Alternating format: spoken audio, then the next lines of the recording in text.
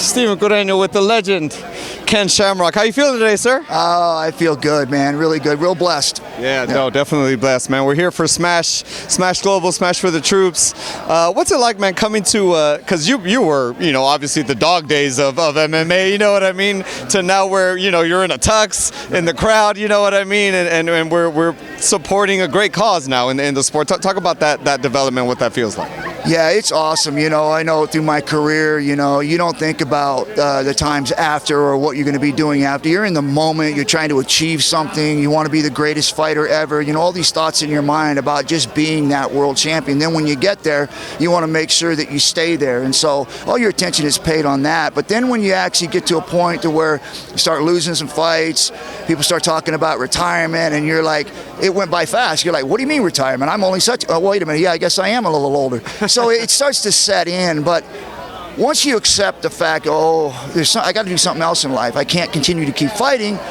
And when you start looking there and you start seeing the opportunities that you have in front of you, the one thing I wanted to embrace was that I created an opportunity for myself to be able to help other fighters follow their dreams, be able to create opportunities for them to do what I did and be able to fall in love with something, which was fighting, bare knuckle fighting. Right. And so now having that Valor bare knuckle, it gives me an opportunity to see a lot of these young guys coming in that are fighting, seeing them recognize their dream come true. And it's just such an awesome feeling to watch and see these guys embrace that opportunity and to be able to do it right and have all the tools around them now, because I've been there. I went through the ups and the downs, the wrongs, the rights, and to be able to have an opportunity to be able to speak into their lives while they're going through these transitions on the right way and the wrong way to do things. Right. No, it's beautiful, man. I just thought about, as you were talking about the kind of the history of it, you said bare knuckle.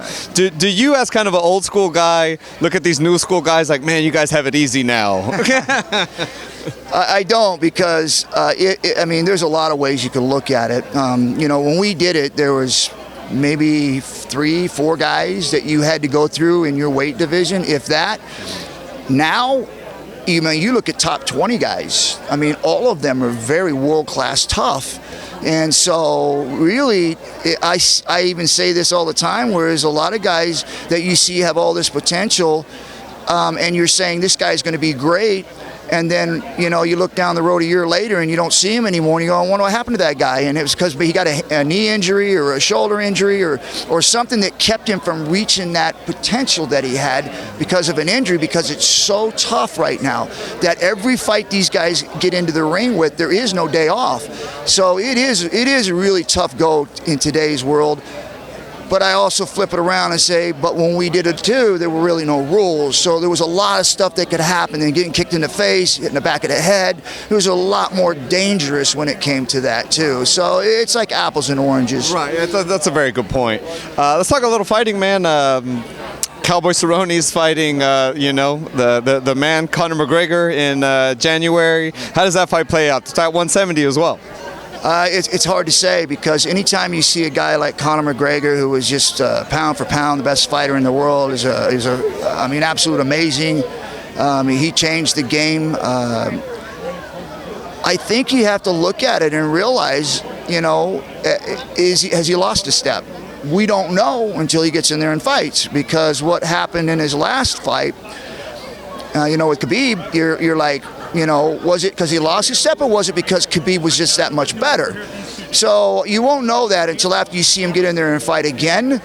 And then if that happens, then I think Conor can start reevaluating what he wants to do in his career or where he wants to go. But this is a challenge for him to see whether or not he's going to continue to keep going down that road and capture a world title again.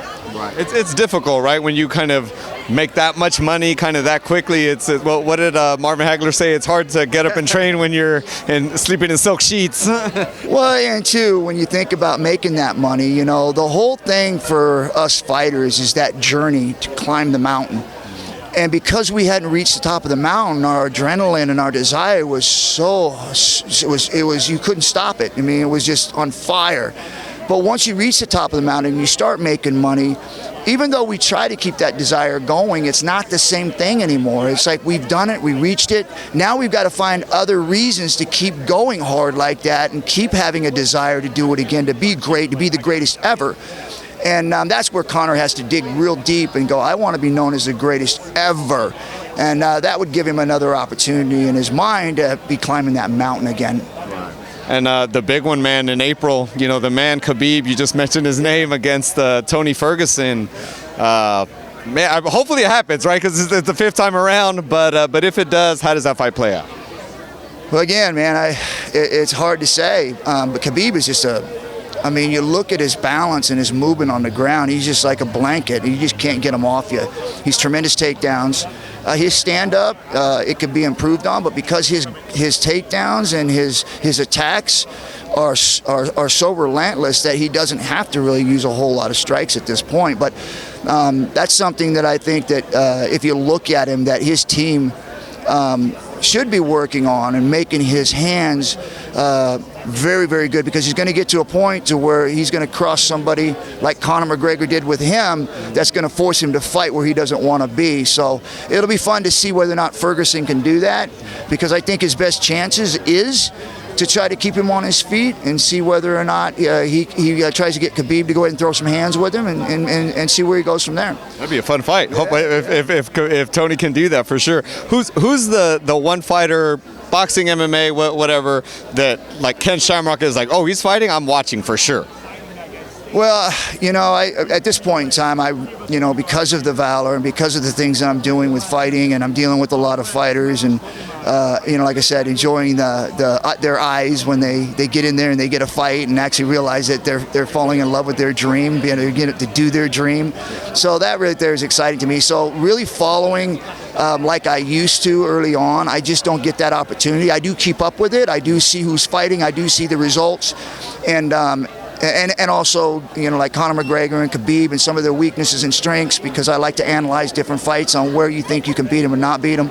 So I stay up on it in that sense, but to sit down and actually watch a whole fight card, I just don't got time for that. Right. Yeah. It's tough, man. It's tough. Ken, thank you so much, sir. It's a pleasure talking to you. Thank you very much. Thank you.